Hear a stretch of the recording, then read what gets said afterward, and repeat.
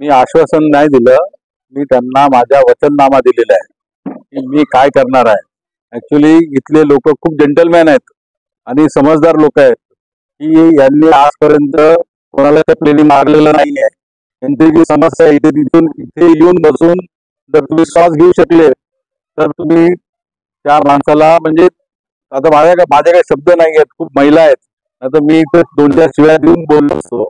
यांना खरंच हे चपले खाण्याच्या लायकीचेच आहेत। यांनी आजपर्यंत हा डम्पिंग ग्राउंडचा प्रश्न मार्गी लावला नाही। शहराच्या आतमध्ये डम्पिंग ग्राउंड काढून या लोकांनी इथल्या लोकांवर अन्याय केलेला आहे। लोकांचं काय म्हणणं आहे, आता तुम्हाला पाठिंबा दिलाय का काय सांगा? लोक तर मला पाठिंबा देणारच आहेत। त्यांना माहिती आहे काम करणारा माणूस कोण आहे आणि काम न करणारा माणूस कोण आहे। आज त्यांची जर तुम्ही अवस्था बघितली, तुम्ही आज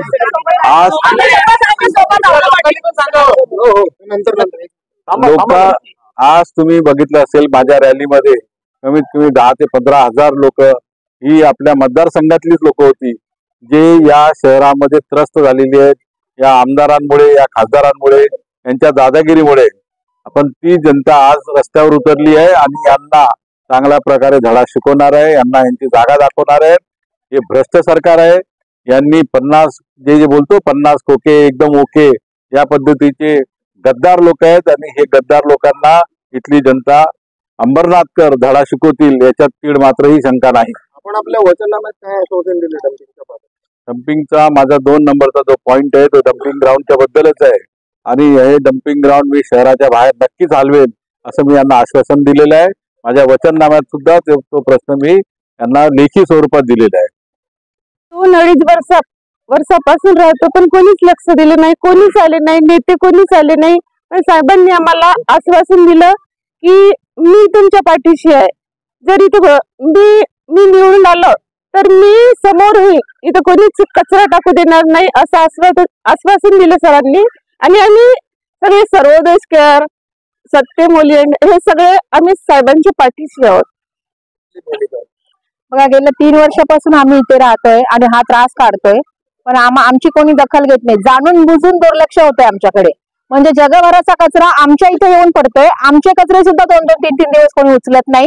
किती महिलांना विचारा तुम्ही, आमच्या इथे कचऱ्याची गाडी 2-3 दिवस येत नाही आणि आम्ही लोकांच्या कचऱ्यांचा वास घेऊन श्वास घ्यायला आम्हाला त्रास आहे आणि आजपर्यंत कोणी दखल घेतली नाही। पण वानखेडे साहेब हे पहिले नेते जे आम्ही 3 वर्षात पहिल्यांदा इथे या कॉम्प्लेक्स मध्ये आलेलो बघितले जात, तर आम्हाला असा विश्वास वाटतो की ते आता आमची डम्पिंगची समस्या सोडवण्यास आमची नक्की मदत करतील, आम्हाला विश्वास आहे तसा।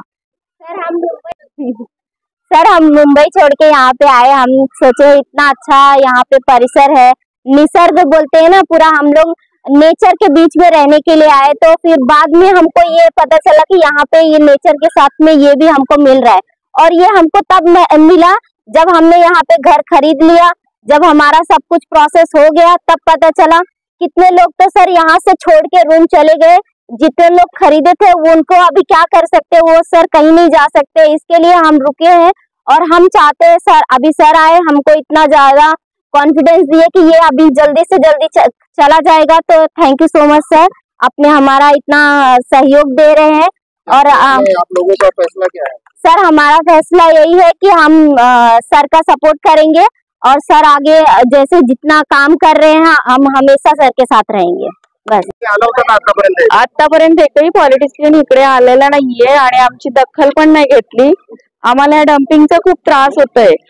आम्हाला कधी कधी असं वाटतंय की ते उठवायचं एवढा ऑर्डर आली आहे तरी पण अदर पॉलिटिशियनचा त्याच्यावर दबाव असावा का काय याच्यामुळे ते उठत नाही आणि नेमका काय प्रॉब्लेम आहे ते माहितही नव्हतं। पण सूर्योदय स्क्वेअर मध्ये आतापर्यंत वानखेडे सरांशिवाय एकही पॉलिटिशियन आलेला नाही आणि एकानेही आमची दखल घेतली नाही। मी त्यांचं खूप मनापासून थँक्यू धन्यवाद मानते आणि त्यांनी आमची समस्या ऐकली, त्यांनी एवढा मोलाचा वेळ आम्हाला दिला त्याबद्दल सरांचं खूप खूप धन्यवाद। थँक्यू।